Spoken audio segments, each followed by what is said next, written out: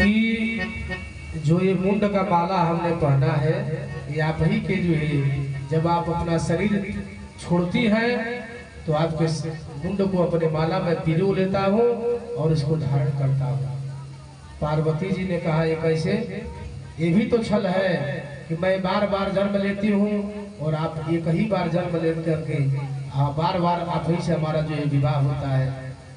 आप जो है कभी शरीर बदलते ही नहीं हैं, हमको बार बार शरीर बदलना पड़ता है। माँ पार्वती कही कि ये भी तो छल है। भगवान शिव ने कहा जानती हो हमने अमरत्व का जो है पान किया है, अमर कथा हमने श्रवण किया है, इसलिए हमें बार बार जन्म लेना नहीं पड़ता है। भगवान शिव के कहने पर पार्वती जी ने कही प्रभु हमें भी वो अमर कथा सुना दीजिए, जिसे हमको भी बार बार जन्म न लेना पड़े, इस शरीर का परित्याग न करना पड़े। भगवान शिव ने कहा ठीक है। कह रहे हैं कि कथा करने और सुनने की विधा है, नियम है। कथा कहाँ करना चाहिए, कथा कहाँ श्रवण करना चाहिए, श्रवण कराना चाहिए।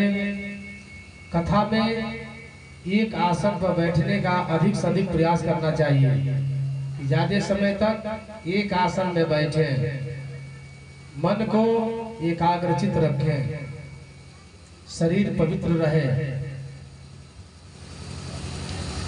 भगवान शिव ने कहा कि देखो देवी, जब हम कथा श्रवण कराना शुरू करेंगे तो हम आंख मूंद लेंगे, तो हमको पता कैसे चलेगा कि आप कथा सुन रही हो कि नहीं सुन रही हो? तो बीच बीच में आपको ओम ओम बोलना होगा। पहले के लोग देहात में जब कथा कहे नहीं कहे, बुढ़िया माई लोग जब कथा कहे तो कहिए हुकारी पड़ी है, ताकि हम जाने कि सुतल नहीं हो। तो वे भगवान शिव कहने पार्वती से कि बीच बीच में आपको ओम बोलना है। अगर आप ओम बोलेंगे तो हम समझ जाएंगे कि आप कथा श्रवण कर रही हैं। भगवान शिव ने कथा प्रारंभ किया। पहले दिन की कथा सायंकाल हुआ, एकदम विश्राम नहीं हुआ, जब से शुरू हुआ और लास्ट में एकदम 7 दिन निरंतर चलता रहा कथा, रातों दिन भगवान सुना रहे हैं और माँ पार्वती सुन रही है। 4 दिन की कथा, कृष्ण जन्म की कथा पार्वती ने सुना और उद्धव जी और कृष्ण का जो है वार्तालाप हो रहा है, सगुण और निर्गुण का। उसी समय माता पार्वती को नींद लग गई है। अभी सुख का जो अंडा से फूट गया था, पहले दिन की कथा सुनने से वह अंडा साबुत हो गया, दूसरे दिन कथा श्रवण करने से अंडा फूट करके उसमें से जीव प्रादुर्भाव हुआ और धीरे धीरे वह बढ़ने लगा। और जब ये पार्वती जी सो गई, जब ओम ओम कहना बंद कर दी तो सुख को लगा यह लगता है भगवान शिव कथा बीच में ही विराम कर देंगे। अब वो लगा ओम ओम करते हैं। जब 7वें दिन की कथा संपन्न किए तो एक बार बोले कि वृंदावन बिहारी लाल की जय। जैसे खूब खूब के तेज गहरी निद्रा में सुतल होके ओकरी सामने अगर एक बार शोर हुई तो ओकर निद्रा टूट जाई। जब खूब तेज जयकारा भगवान शिव लगौनी, पार्वती जी के नींद टूटल, कहनी अरे ओकरी बाद का भई। जब उद्धव जी निर्गुण ब्रह्म के वार्ता करत रहने, ओकरी बाद का भई। भगवान शिव कहनी करे एकर मतलब कि कथा पूरा देखो सुन ले, ओम ओम बोलत के रहा। भगवान शिव त्रिशूल लेके खड़ा भइनी, चारों तरफ देखने की केहू यहाँ बाना ना। भगवान शिव ने देखा कि एक सुगा का बच्चा है और पीछे से बैठकर कथा श्रवण किया है। कथा श्रवण करने का नियम है, कभी भी कथा आगे बैठ करके श्रवण करना चाहिए, पीछे से कथा सुनने वाला का तुझे दोष लगता है। इसलिए कभी भी कहीं भी कथा पंडाल में जाएं, आगे व्यास पीठ के आगे बैठ करके कथा श्रवण करें। भगवान शिव ने कहा तुमने कथा सुना है, ठीक किया है, लेकिन अपराध यही किया है कि तुमने पीछे से बैठ करके हमारी कथा को सुना है, इसलिए तुम अपराधी हो, तुम जीवित रहने के योग्य नहीं हो। भगवान त्रिशूल लेकर के उसको मारने के लिए दौड़ गए। वह सुख का बच्चा अपने प्राण रक्षा के लिए कैलाश पर्वत से उड़ करके भगने लगा, और वही कैलाश पर्वत के नीचे ही बद्रिकाश्रम है। वही बद्रिकाश्रम में भगवान वेद व्यास जी का समयाप्रयास जो आश्रम है, जगह है, वही उनकी कुटिया है, सायंकाल का वेला है, और उनकी पत्नी जो बिटिका देवी है देहली पर बैठी हुई है। शाम के समय अक्सर लोग जमाई लेला ना, बैठन बैठन को उगा के जमाई लेला। बिटिका देवी अपने पति व्यास जी से यह कहत रही कि हमन के चौथापन आ गए, अब कोनो संतान ना भइले। व्यास जी कहने ठीक बा, अरे ईश्वर की कृपा हुई तो संतान भी हुई। वही समय प्रयास आश्रम में जौन बिटिका देवी देहली पर बैठ के अपन जमाई लेहली, सुख के बच्चा जलवा अपने प्राण रक्षा के लिए उनके मुंह में प्रवेश कर गए। मुंह के रास्ता से जलवा उनके गर्भाशय में चल गए, और भगवान शिव बहुत समय तक प्रतीक्षा करें कि वो निकले ताकि अगर हम प्राण समाप्त कर दिए। और वहां से भगवान शिव अपने कैलाश पर्वत पर चले आए। आने के बाद समय व्यतीत होने लगा, धीरे धीरे समय बीतने लगा, और सुखदेव जी 12 वर्ष अपने मातृगर्भ में ही रह गए। और बिटिका देवी अपने पति व्यास जी से कहती है कि हमारे पेट में वेद मंत्र का उच्चारण होता है, कोई धर्मात्मा संतान होने वाला है। व्यास जी कह रहे हैं कि हाँ, कोई धर्मात्मा ही संतान होगा, तभी वेद मंत्र का उच्चारण कर रहा है। और व्यास जी कहे बेटा बाहर निकल जाओ, तुम्हारी माता को बहुत पीड़ा हो रही है। तो पेट से ही सुखदेव जी कहते हैं कि नहीं, बाहर मैं नहीं निकलूंगा, बाहर निकलूंगा तो भगवान की माया हमारे ऊपर जकड़ लेगी, माया से मैं जकड़ जाऊंगा। कहने का मतलब है कि जंजीर से बंधा हुआ लोहे की जंजीर से बंधा हुआ मनुष्य छूट सकता है, लेकिन पारिवारिक जंजीर से बंधा हुआ मनुष्य कभी छूटता नहीं है। बेटा नहीं हो तो बेटा हो जाए, उसके बाद बहू सुंदर आ जाए, बहू आने के बाद थोड़ा पोता हो जाए, पोता होने के बाद थोड़ा पोता का शादी हो जाए। देखिए माया में जो अक्सर जो क्या होता है, जैसे कीचड़ है, दलदल में आदमी जब डूब जाता है तो जितना ही अपना शरीर हिलाता है उतना ही दलदल में फंसता जाता है।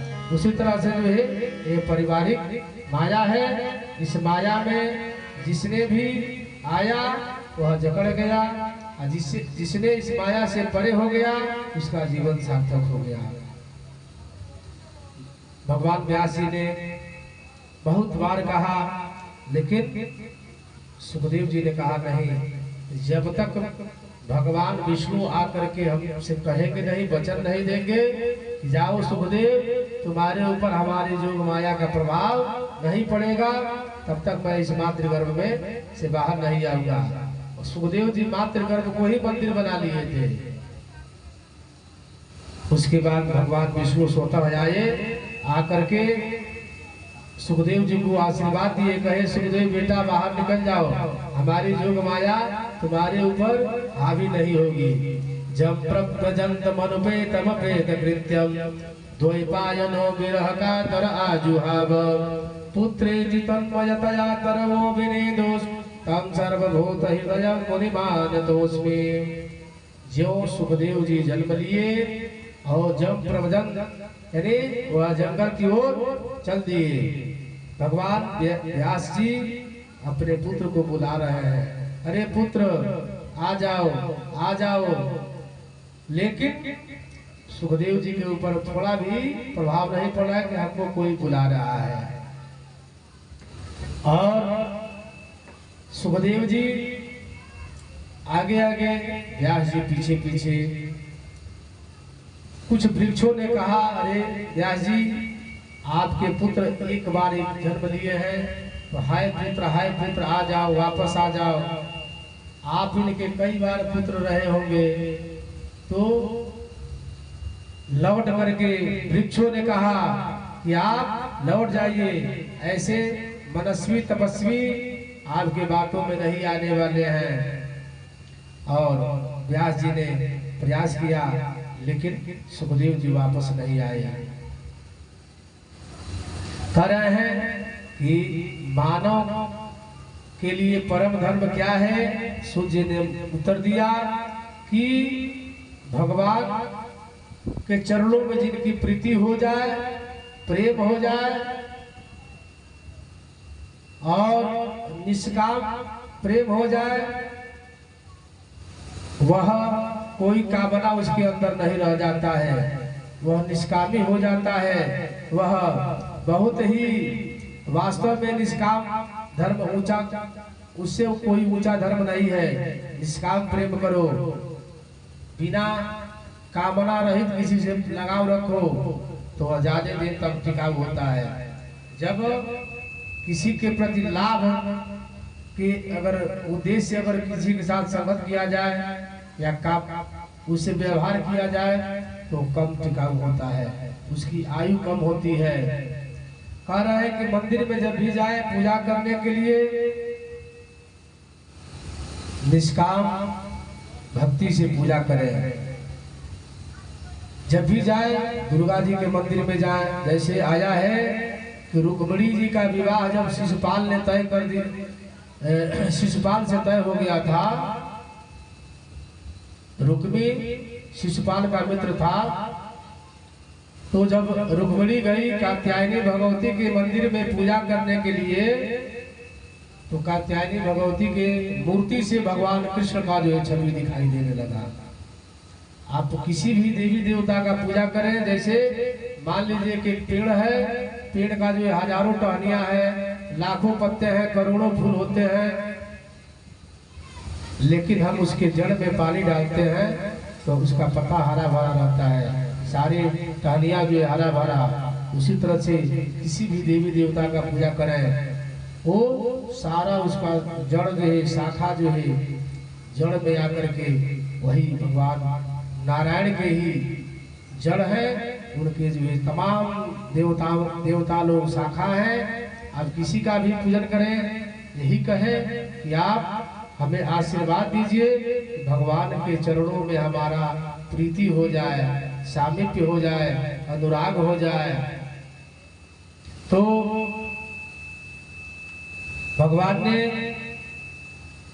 कहा है कि एक ही साधे सब सधे, सब साधे सध जाए। एक पर जो है आप लक्ष्य बना करके किसी को भी पूजें, किसी को भी अपना इष्ट बना लें। लक्ष्य एक होना चाहिए, ये नहीं कि आज भैरव बाबा को पूजा करें, कल दुर्गा जी का पूजा करें, परसों हनुमान जी का पूजा करें, आप बीच में ही छोड़ दें। अरे हैं अनन्यान चिंतयन्तो माम जो जनाः परिपायते तेषां नित्याभयुक्तानां योगक्षेमं वसाम्यहम्। यानी किसी भी देवी देवता का पूजा करें, नित्य पूजा करें, जितना समय मिले उतना ही समय पूजा करें, लेकिन आपकी भावना ये रहे मैं पूजा कर रहा हूँ या कर रही हूँ, तो हमारा प्रीति भगवान के चरण में लग जाए, निष्काम प्रीति हो जाए, भगवान का हमें साक्षात्कार हो, दर्शन हो। इस तरह से जो है भगवान अपने भक्तों से कहे।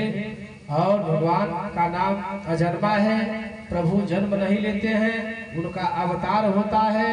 कह रहे हैं कि जब जब होई धर्म की हानि, बढ़हि असुर महाअभिमानी। जब जब होई धर्म की हानि, बढ़हि असुर महाअभिमानी।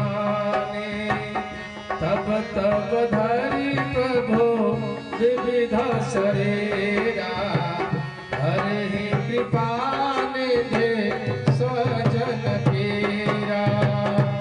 जब जब इस धरती पर अधर्म बढ़ता है, धर्म का ह्रास होता है, तो भगवान अवतार लेते हैं। अन्यान्य रूपों में भगवान ने अवतार लिया है। जैसे भगवान का पहला अवतार है सनक सनंदन सनातन शरद कुमार, पहला अवतार। दूसरा अवतार है बारह अवतार। तीसरा संत नारद अवतार। चौथा नर नारायण अवतार। पांचवा भगवान कपिल देव की अवतार। छठवां दत्तात्रेय जी का अवतार। और सातवां यज्ञ भगवान के रूप में अवतार लिए। आठवां अवतार ऋषभदेव जी के नाम से उनका अवतार हुआ था। नौवां पृथु जी के नाम से अवतार हुआ था। 10वां मत्स्य अवतार। 11वां कच्छपा अवतार। 12वां धन्वंतरी अवतार। 13वां मोहिनी अवतार। 14वां नरसिंह अवतार। 15वां वामन अवतार। और 16वां श्री परशुराम जी का अवतार। 17वां महर्षि वेद व्यास जी का अवतार। 18वां आदरणीय प्रभु राम जी का अवतार। और 19वां श्री बलराम जी का अवतार जो शेषावतार है। और 20वां अवतार भगवान कृष्ण का है। 21वां हरि अवतार। 22वां हंस अवतार। 23वां बुद्ध अवतार। 24वां अवतार कली अवतार अभी होना बाकी है। कह रहे हैं कि इसमें 2 ही अवतार पूर्ण रूपेण षोडशो अंश के अवतार हैं। राम कृष्ण 2 एक है, अंतर नहीं निमेश। इनके नयन गंभीर है, इनके चपल विशेष। आप लोग भगवान राम और कृष्ण के मूर्ति और फोटो देखे हैं? इसमें से कितने लोग देखे हैं भगवान राम की मूर्ति और कृष्ण की मूर्ति या फोटो? भगवान राम की मूर्ति आप लोग नहीं देखे हैं, फोटो नहीं देखे हैं? हाथ उठाइए कितने लोग देखे हैं। राम की फोटो की विशेषता आप लोग बतावे। राम की फोटो में क्या विशेषता है, कृष्ण की फोटो में क्या विशेषता है? जिस तरह से फोटो है उसी तरह से मूर्ति भी बनता है। जैसे राम की मूर्ति है, पैर से लेकर के सर तक सीधा शरीर है, उसी तरह से उनकी लीलाएं भी सीधा है। भगवान कृष्ण की पैर टेढ़ा, कमर टेढ़ा, गर्दन टेढ़ा और हाथ टेढ़ा। कहीं भी देखिएगा फोटो भगवान कृष्ण का कभी सीधा आपको फोटो नहीं मिलेगा। जैसे पैर भी टेढ़ा, गर्दन भी टेढ़ा, कमर भी टेढ़ा, उसी तरह से उनकी लीलाएं भी टेढ़ा है। तो कह रहे हैं कि व्यास जी 17 पुराण की रचना कर दिए थे। व्यास जी 17 पुराण की रचना कर दिए थे, लेकिन उनका मन जो है एकदम बेचैन, उद्वेगित। उनको मालूम पड़ता था कि हमारा कुछ खोया हुआ है, एकदम विचलित रहते थे। और वही स्त्रियां जो है जब व्यास जी बुलाने के लिए जब गए थे, उस सरोवर में महिलाएं स्नान कर रही थी। व्यास जी को देखकर सुखदेव जी चले गए। व्यास जी जब जाने लगे तो सारी महिलाएं निर्वस्त्र होकर के स्नान कर रही थी। महिलाएं अपना निकल करके वस्त्र पहनना शुरू कर दी। व्यास जी ने कहा, अरे ये बताओ, हमारा 16 वर्ष का जुआ पुत्र इसी मार्ग से गया, तुम लोग को लज्जा नहीं आया। उस महिलाओं ने कहा, जानते हैं प्रभु, आप हमारे बाबा दादाओं की उम्र के हैं, लेकिन आपको सांसारिक ज्ञान है, कौन स्त्री है कौन पुरुष है, लेकिन जो आपके जुआ पुरुष गए हैं बालक, उनको यही पता नहीं है स्त्री और पुरुष में भेद क्या है, कैसे स्त्री रहती है कैसे पुरुष रहते हैं। तो वह तो साक्षात परमभूत है, वह उनको पता ही नहीं है कौन महिला है कौन पुरुष है, उनको भेद ही नहीं पता है। तो उनसे क्या शर्माना, हजारों वस्त्र पहन करके उनके सामने निर्वस्त्र के समान आदमी है। इस तरह से आप सब कुछ जानते हैं, इस संसार के सारे भेद को आप जानते हैं, लेकिन वो तो निर्भेद हैं, कोई उनको जानकारी नहीं है कि स्त्री या पुरुष में अंतर क्या होता है। और इधर वेद व्यास जी 17 पुराण के रचना कर दिए थे, एक वेद को 4 भागों में बांट दिए, लेकिन उसके बाद भी उनको संतोष नहीं हुआ। उसी समय भगवान नारद ने उनकी कुटिया में, सम्यपरास कुटी में नारद जी का आगमन हुआ। नारद जी को देख करके व्यास जी ने प्रणाम किया। नारद जी कहा, अरे पराशर नंदन, आप क्यों इतना विचलित हैं, आप क्यों, आपका जो ये मन उद्वेगित है।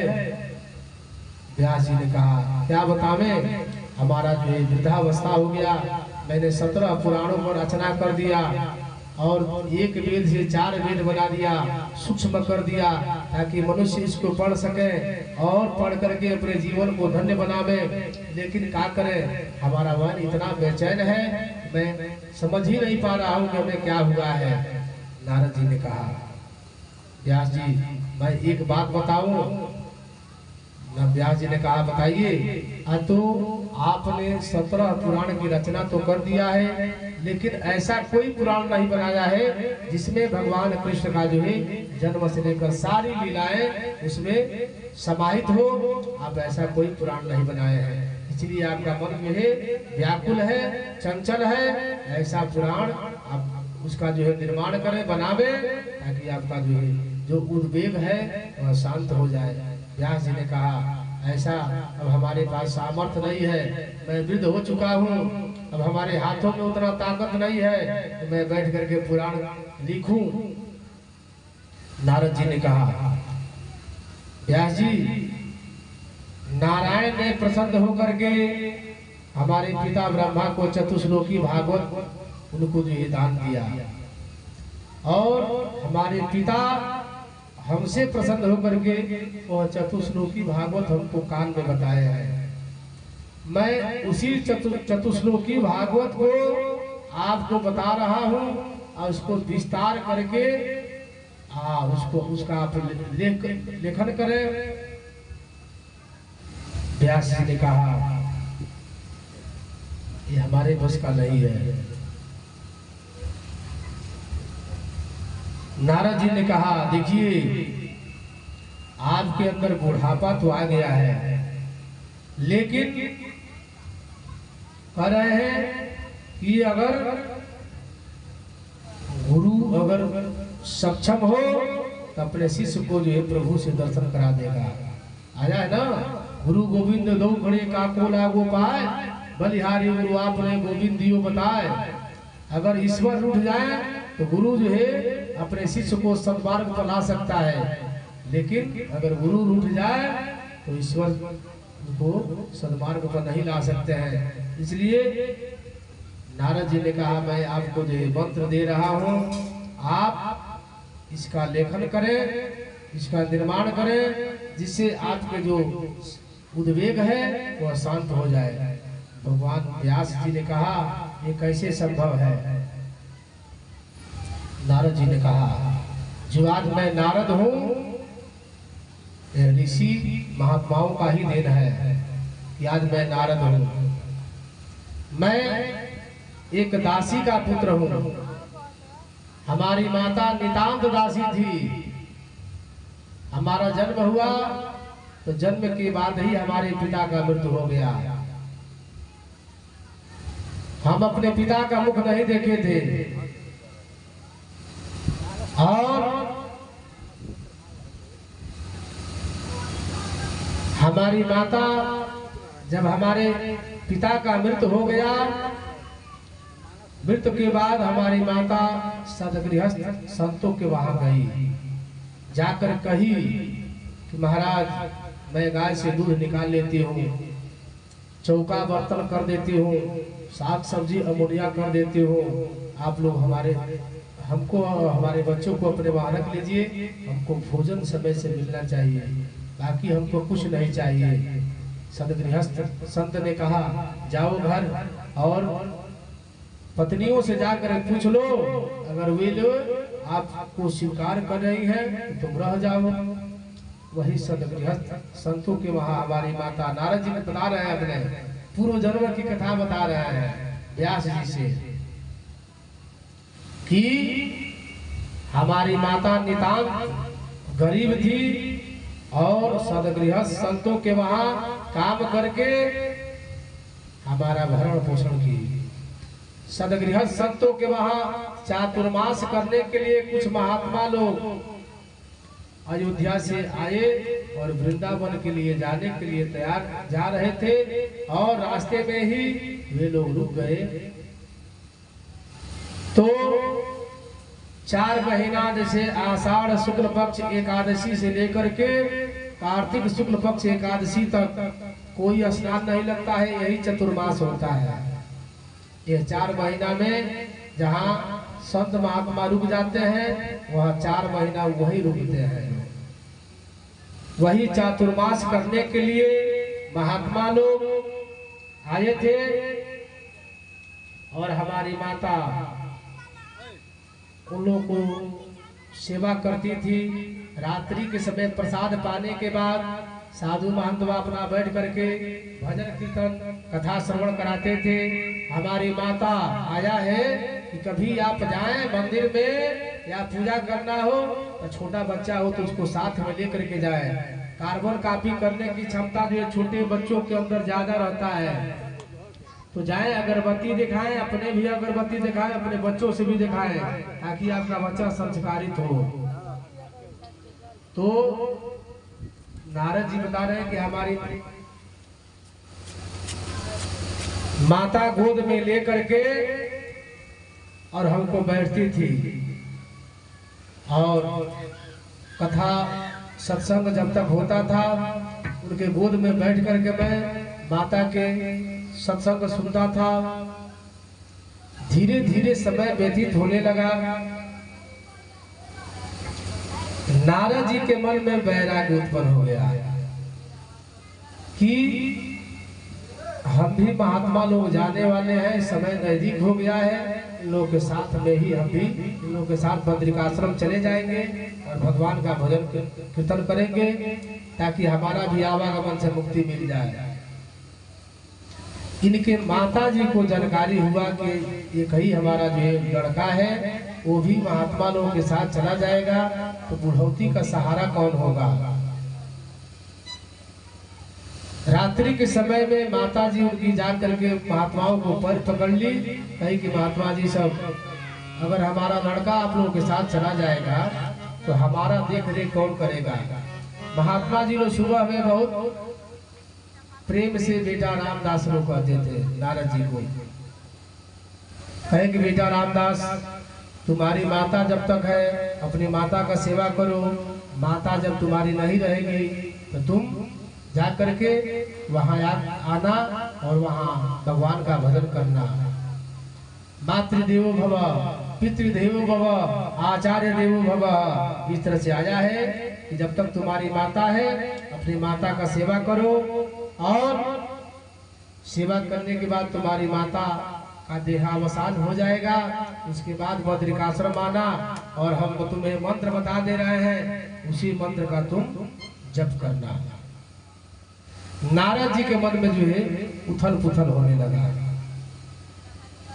उथल पुथल होने लगा कि क्या करें, जाएं कि न जाएं। जाएं तो माता हमारी परेशान हो जाएगी। कह रहे हैं अरे हो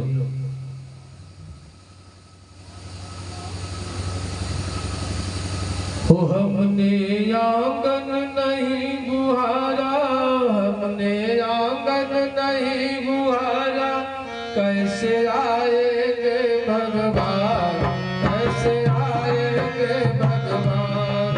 हमने आंगन नहीं बुहारा, हमने आंगन नहीं बुहारा, कैसे आएंगे भगवान, कैसे आएंगे भगवान।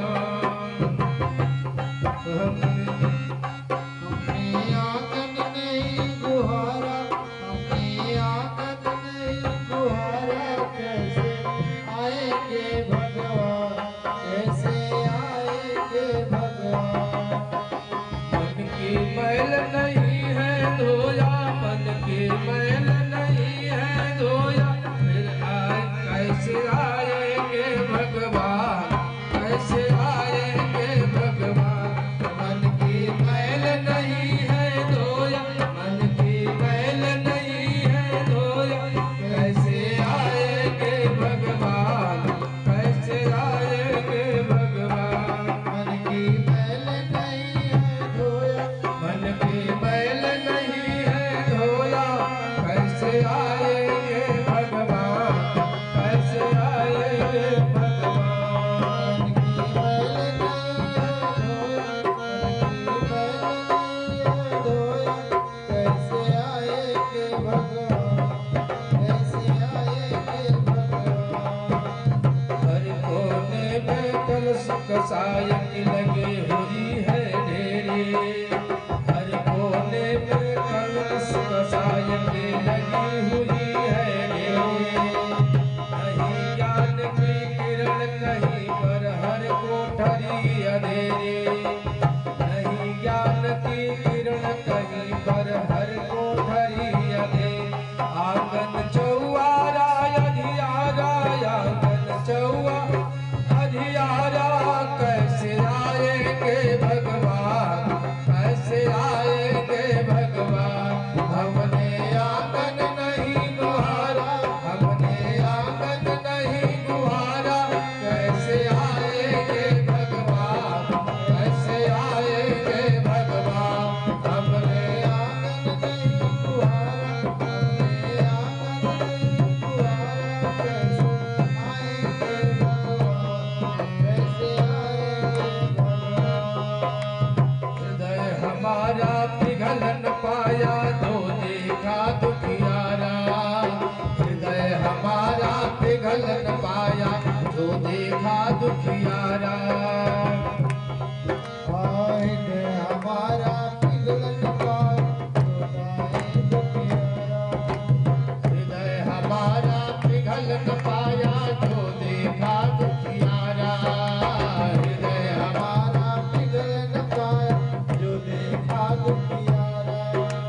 किसी अंध भूखे ने हमसे पाया नहीं सहारा, किसी अंध भूखे ने हमसे पाया नहीं सहारा।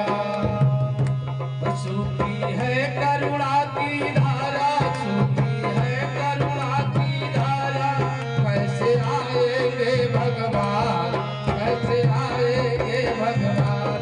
हमने आंगन नहीं बुहारा, हमने आंगन नहीं बुहारा, कैसे आएंगे भगवान, कैसे आएंगे भगवान। हमने आंगन नहीं बुहारा, हमने आंगन नहीं बुहारा, कैसे आएंगे भगवान, कैसे आएंगे भगवान, कैसे आएंगे भगवान, कैसे आएंगे भगवान। अंतर का यह पट खोल देख परमेश्वर पास मिलेगा, अंतर का पट खोल देख परमेश्वर पास मिलेगा। जैसे आप दीन दुखियों की सेवा करें और आपके अंतःपट पर जो पट्टी बंधी हुई है आप उसको खोल करके देखेंगे तो हर जीव में परमेश्वर की वास है। आपको हर जगह परमेश्वर दिखाई देंगे। वही कह रहे हैं अंतर प्राणी खोल देख परमेश्वर पास मिलेंगे। अंतर काया मोट खोल परमेश्वर पास मिलेगा। हर प्राणी में परमेश्वर का अभ्यास मिलेगा। वो सच्चे मन से नहीं पुकारा, सच्चे मन से नहीं पुकारा, कैसे आएंगे भगवान, कैसे आएंगे भगवान। सच्चे मन से नहीं पुकारा, सच्चे मन से नहीं पुकारा, कैसे आएंगे भगवान, कैसे आएंगे भगवान। अपने आंगन नहीं बुहारा, अपने आंगन नहीं गुहारा, कैसे आएंगे भगवान, कैसे आएंगे भगवान। हमने आंगन नहीं गुहारा, हमने आंगन नहीं गुहारा, कैसे आएंगे भगवान, कैसे आएंगे भगवान। कैसे आएंगे भगवान, कैसे आएंगे भगवान, कैसे आएंगे भगवान, कैसे आएंगे भगवान। निर्मल मन हो तो रघुनंदन सबरी के घर जाते। निर्मल मन हो तो रघुनंदन सबरी के घर आते। निर्मल मन हो तो रघुनंदन सबरी के घर आते। सूर श्याम की बाह पकड़ते साग विरुद्ध घर खाते। सूर श्याम की बाह पकड़ कर सब विदुर के घर खाते। ओह सूर श्याम की बाह पकड़ कर साग विदुर घर खाते। इस पर हमने नहीं विचारा, इस पर हमने नहीं विचारा, कैसे आएंगे भगवान, कैसे आएंगे भगवान। हमने आंगन नहीं गुहारा, हमने आंगन नहीं गुहारा, कैसे आएंगे भगवान, कैसे आएंगे भगवान। हमने आंगन नहीं गुहारा, हमने आंगन नहीं गुहारा, कैसे आएंगे भगवान, कैसे आएंगे भगवान, कैसे आएंगे भगवान, कैसे आएंगे भगवान। एक बार बोलिए वृंदावन बिहारी लाल के। नारद जी मन में यही विचार कर रहे हैं कि हमारे तपस्या में बाधक हमारी माँ बन रही है। हे ईश्वर, आप हमारी माता को उठा ले रही है। हालांकि ऐसा उनके मन में नहीं आना चाहिए था, लेकिन उन्होंने विचार किया कि हमारी माता अगर नहीं रहेगी तो हमारे भजन संध्या में कोई विघ्न उत्पन्न नहीं होगा। उसके बाद एकदा निगताम को दुहन्तीम निशिमापथि सर्वे दस्यास्मतः कृपया काल चोदितः। एक दिन की बात है, सुबह के समय उनकी माता गाय से दूध निकालने गई। उसी घास में सांप बैठा था, उनकी माता को काट दिया। उनकी माता वही राम नाम सत्य हो गया। नारद जी जब अपनी माता को देखे कि हमारी माता का मृत्यु हो गया तो बड़े तेज से रोए। तो जब बड़े तेज से रोए उनके आंख से आंसू गिरा। तो दो तरह का आंसू गिरा, एक आंख से गर्म आंसू और एक आंख से ठंडा आंसू। अब आप पूछेंगे कि दो तरह का आंसू कैसे गिरा। जैसे अगर किसी की अंतर वेदना अगर बहुत पीड़ित होता है, अगर वो रोता है तो उसके आंख से गर्म आंसू निकलता है। दो मित्र या दो सगे या दो सखा अगर कहीं बहुत दिन के बाद अगर मिलते हैं आपस में प्रेम करते हैं, उनका प्रेम सच्चा प्रेम है, मिलते हैं तो उनके आंख से जो आंसू निकलता है वह ठंडा आंसू निकलता है। वो भी आंसू निकलता है, लेकिन आंख से आंसू जो निकलेगा वो ठंडा निकलेगा। अंदर से जो पीड़ा होगी उस समय जो आंसू निकलेगा वो गर्म आंसू निकलेगा। उसके बाद नारद जी अपने माता की अंतिम विदाई करके निवृत्त होकर के बद्रिकाश्रम को चले गए। वहां जाकर के भगवान के द्वार साक्षर मंत्र ओम नमो भगवते वासुदेवाय, इनमें किनको किनको याद है द्वार साक्षर मंत्र? ओम नमो भगवते वासुदेवाय। वही नारद जी ने कहा मैं बहुत दिनों तक नारायण की तपस्या किया, लेकिन नारायण की जो छवि कुछ पल के लिए हमारी अंतःपट पर आई और उसके बाद विलुप्त हो गई। मैं उस छवि को याद करके लगा चिल्लाने, प्रभु एक बार दर्शन और दे दे, एक बार दर्शन और दे दे। लेकिन आकाशवाणी हुई, अरे नारद अभी जितना छवि तुमको दर्शन मिला है उतना ही पे संतोष करो। जब सृष्टि का सृजन होगा तब तुम्हें हमारी साक्षात दर्शन होगा। इस समय इतना ही काफी है।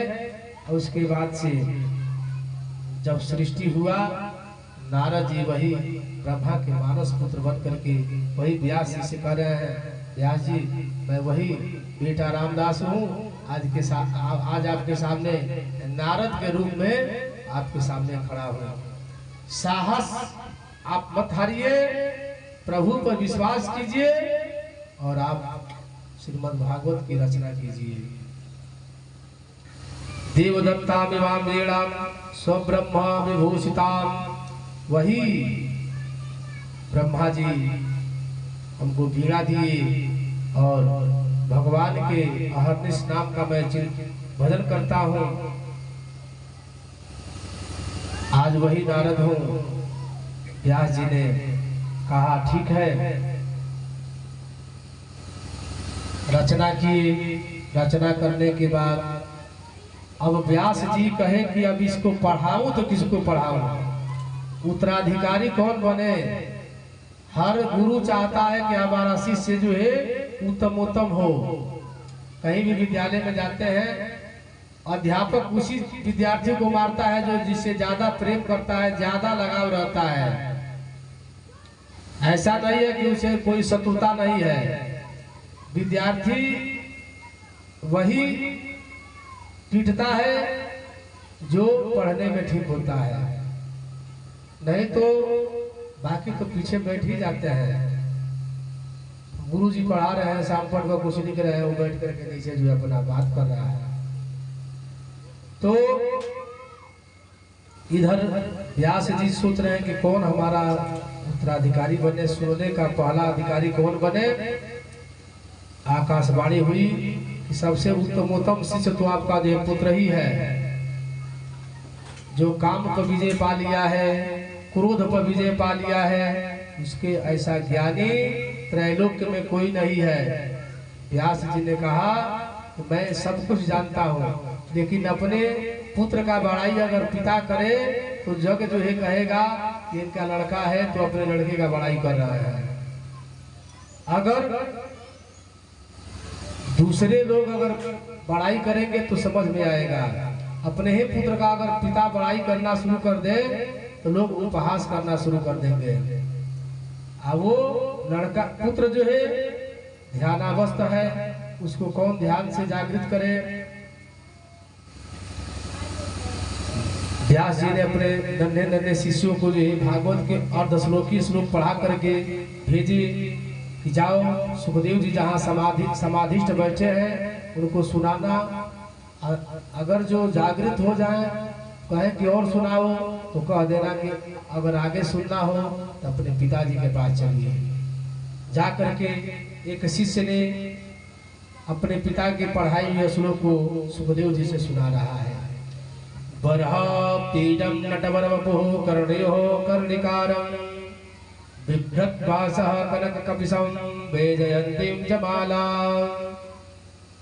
आधा श्लोक शिष्य सुनाया, उनकी आंख खुली, कहे कि इसके आगे और सुनाओ, तो नन्हा सा हुआ।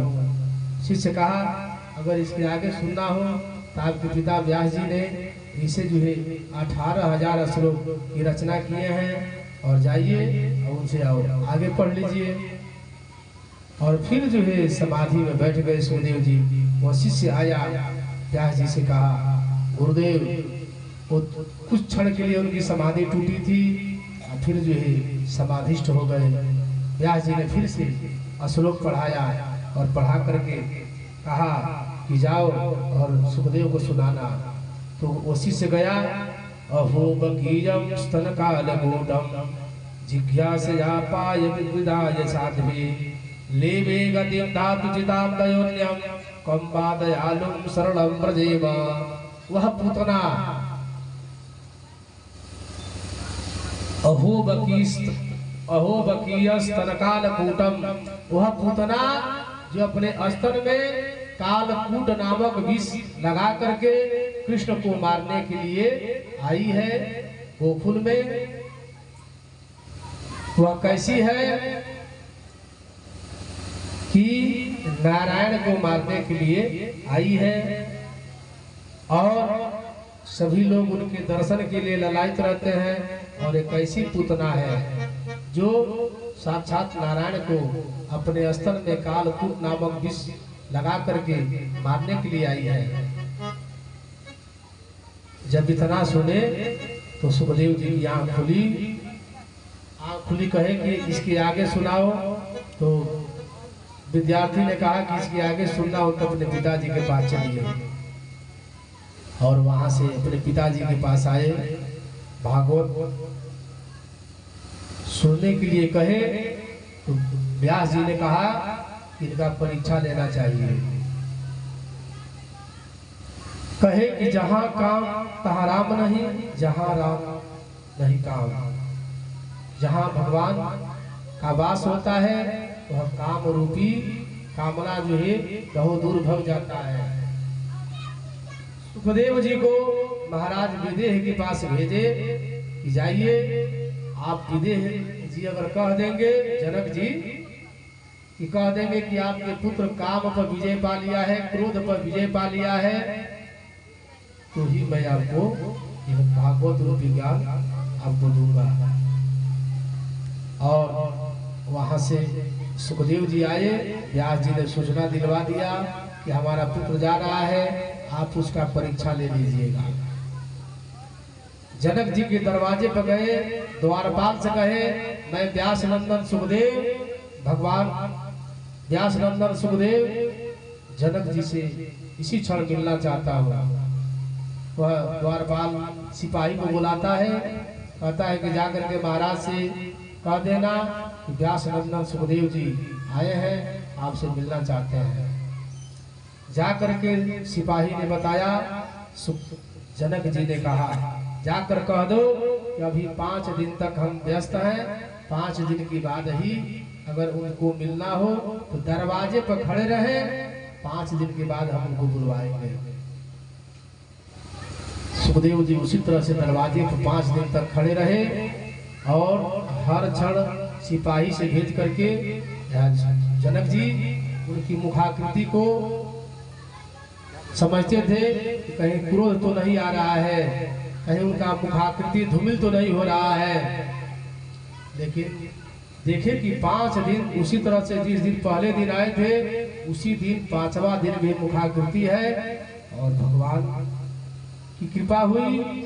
जनक जी जाकर के साष्टांग उनके चरणों पर गिर गए। महाराज जनक जी ने कहा, अरे मैं आपको क्या परीक्षा लूंगा, आप तो खुद ही जो है परीक्षक हैं, आपको कौन जो है परीक्षा ले सकता है। और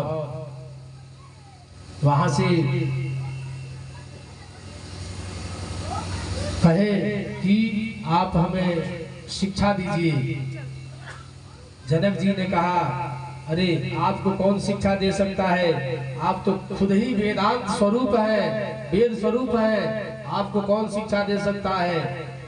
सुखदेव जी का काम पे जो है परीक्षा बाकी था, अपने अंतःपुर में लेकर गए, वहीं बैठा दिए। अनेक प्रकार के सुंदर सुंदर दासियां इनके पास आई और इनके शरीर से और आलिंगन करना शुरू कर दिए, लेकिन इनके मुखाकृति पर थोड़ा से भी विकार उत्पन्न नहीं हुआ। और भगवान सुखदेव जी वहां से विदा लेकर के गए। उसी तरह से एक वाल्मीकि रामायण में आया है कि सुतीक्ष्ण जी अगस्त जी के शिष्य थे। अगस्त जी के वहां शिक्षा जब ग्रहण का पूरा हो गया, जाने लगे, तो गुरु दक्षिणा में अपने गुरु से कहे, गुरु जी कोई दक्षिणा हमसे ले लीजिए।